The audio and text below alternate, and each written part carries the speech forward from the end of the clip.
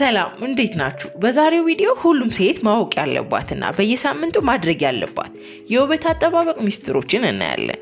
አንደኛ የጥርስ ንጽህና። ነጭ ጥርስ ከውበት መለኪያዎች መካከል አንደኛው ሲሆን ከንጽህና አጠባበቅ ደግሞ የመጀመሪያውን ቦታ ይይዛል። በየቀኑ ጥርስን መቦረሽ አስፈላጊ ቢሆንም በሳምንት አንድ ጊዜ ደግሞ ጥርስን የበለጠ ነጭ ለማድረግ እንዲሁም የአፍ ውስጥ አላስፈላጊ ባክቴሪያዎችንና መጥፎ ጠረንን ለማጥፋት እርድንና ኮኮናት ኦይልን እንጠቀማለን። አንድ ማንኪያ እርድና አንድ ማንኪያ ኮኮናት ዘይትን ማዋሃድ። ውህዱን በመጠቀም ጥርስን ለ3 ደቂቃ መቦረሽ የጥርስን ንጽህና ለመጠበቅ ያስችላል። የአፍ ጠረን መቀየር የሚያስቸግራችሁ ከሆነ ይህን ውህድ በየቀኑ መጠቀም ጥርሳችሁን ለማጽዳትና መጥፎ ጠረንንም በቀላሉ ለማስወገድ ያስችላል። ሁለተኛ የሞተ የሰውነት ቆዳን ማስወገድ። የሞተ የሰውነት ቆዳን በቀላሉ ለማስወገድ በቤት ውስጥ የሚዘጋጅ ስክራብን መጠቀም ይቻላል። ስክራቡን ለማዘጋጀት 1 ኩባያ ስኳር፣ 1 ኩባያ ቡና፣ ማር እንዲሁም ኮኮናት ዘይትንና ቦዲዎሽን በደንብ ማዋሃድ። በደንብ ከተዋሃደ በኋላ ሰውነትን ከመታጠብና ሼቭ ከማድረግ በፊት መቀባት። ይህ ስክራብ የሞተ ቆዳን በማስወገድ ለስላሳ ሰውነትን ለማግኘት በተለይ ሰውነት ላይ፣ ጀርባ፣ እግርና እጅ ላይ የሚኖር ጥቋቁር ነጠብጣብን ለማጥፋት ይረዳል። ሶስተኛ የእጅና እግር ፀጉርን ማስወገድ። የሰውነት ስክራብን ከተቀቡ በኋላ አላስፈላጊ ፀጉርን ማስወገድ የቆዳ መቆጣትን፣ ማደብደብና ሽፍ ማለትን ለመከላከል ይረዳል። የእጅና እግርን ፀጉር ለማንሳት የተለያዩ መንገዶችን መጠቀም ይቻላል። የፀጉር ማንሻ ክሬሞችን መጠቀም፣ የፀጉር መላጫ ሸቨርን መጠቀም እንዲሁም ገበያ ላይ ያሉ ወይ ደግሞ በቤት ውስጥ የሚዘጋጁ ሄር ዋክሶችን መጠቀም ይቻላል። በቤት ውስጥ በቀላሉ የፀጉር ማንሻን ለማዘጋጀት ከፈለጋችሁ ስኳርና ሎሚን በመጠቀም ማዘጋጀት ይቻላል። 2 ኩባያ ስኳር፣ 1 ኩባያ ውሃና የሎሚ ጭማቂን በመካከለኛ ሙቀት ከ10 እስከ 15 ደቂቃ ማብሰል። በመቀጠልም እንዲቀዘቅዝ ለ30 ደቂቃ ማቆየት። ይህንን ዋክስ በመጠቀም ማንኛውም ቦታ ላይ ያለ ፀጉርን ማንሳት ይቻላል። አራተኛ የጥፍር እንክብካቤ። የሞተ ቆዳንና አላስፈላጊ ፀጉርን ካስወገድን በኋላ የእጅና የእግር ጥፍሮችን ወደ መንከባከብ እንሄዳለን። የእጅና እግር ጥፍር ንጽህናና አቆራረጥ አንደኛው ጽድት ብሎ የመታየት ሚስጥር ነው። በመጀመሪያ ጥፍሮችን በማጽዳት እንጀምራለን። 1 ማንኪያ ጨው እና የሎሚ ጭማቂን በሞቀ ውሃ ማዋሃድ። እጅን እንዲሁም በመቀጠልም እግርን ከ5 እስከ 10 ደቂቃ መዘፍዘፍ ወይም ደግሞ የሎሚን ጭማቂ በመጠቀም ቀጥታ ጥፍር ላይ ማሸት። የሰውነት ስክራብን በመጠቀም ለስላሳ የሆነውን ቆዳ የበለጠ ንጹህ እንዲሆንና እንዲለሰልስ ለማድረግ እንዲሁም በጥፍሮች ውስጥ ያለ ቆሻሻን በቀላሉ ለማስወገድ ይረዳል።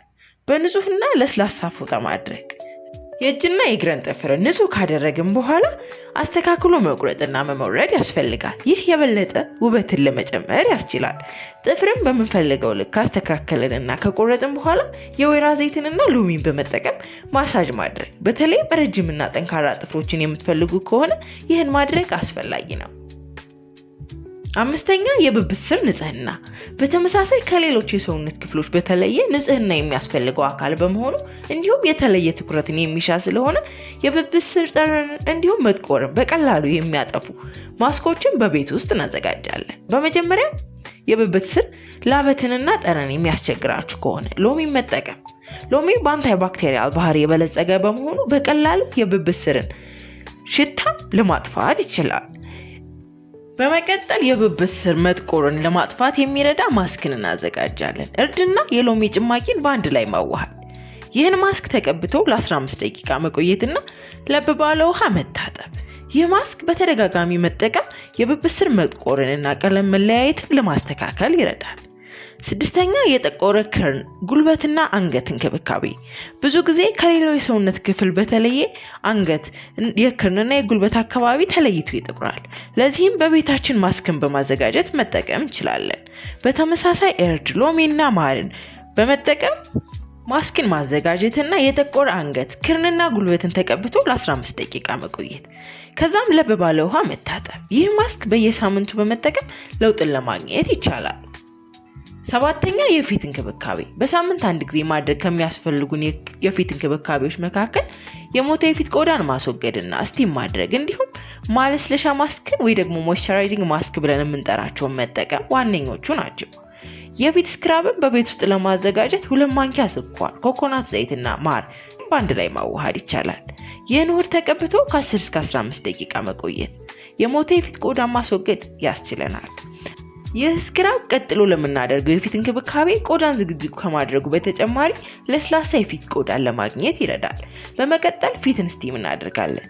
ስቲምን በቀላሉ ሰፋ ያለ ድስት ውስጥ ውሃ በማፍላት የተስተካከለ ሙቀት ያለው ስቲምን ሲፈጥር ማለትም ፊትን የማያቃጥል ስቲምን ሲፈጥር ራስ ላይ ፎጣ በማድረግ ፊትን ወደ ስቲም አዘንብሎ መቆየት። ይህም በማድረግ የተዘጉ የፊት ቆዳዎች እንዲከፈቱና የምንቀባው የፊት ማስክና ማለስለሻ ቆዳ መዝለቅ እንዲችል ያደርጋል።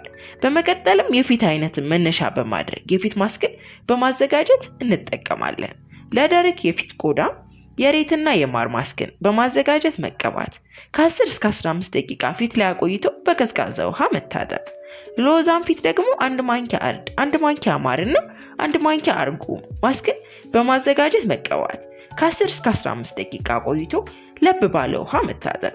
በተለይም ቡግርና የቡግር ጠባሳን ለማጥፋት ይረዳል። ለኖርማል የፊት ቆዳ የሩዝ ዱቄት፣ የማርና ወተት ማስክን በማዘጋጀት መቀባትና በተመሳሳይ ከ10 እስከ 15 ደቂቃ ቆይቶ መታጠብ ይቻላል። የተቀባነው ማስክ ከታጠብን በኋላ የፊት ቀዳዳ መዝጋት እንዲሁም ያለ እድሜ የሚከሰት የፊት ቆዳ መሸብሸብን ለመከላከል ፊትን ከ2 እስከ 5 ደቂቃ ድረስ በረዶ ውስጥ መዘፍዘፍ። ይህን ተግባር ሁልጊዜም ከእንቅልፍ በኋላ ማድረግ ደግሞ የአይን ስርና ፊት ማበጥን ለማጥፋት የደም ዝውውርን በመጨመር ያለ እድሜ የሚከሰት እርጅናን ለመከላከል ያስችላል።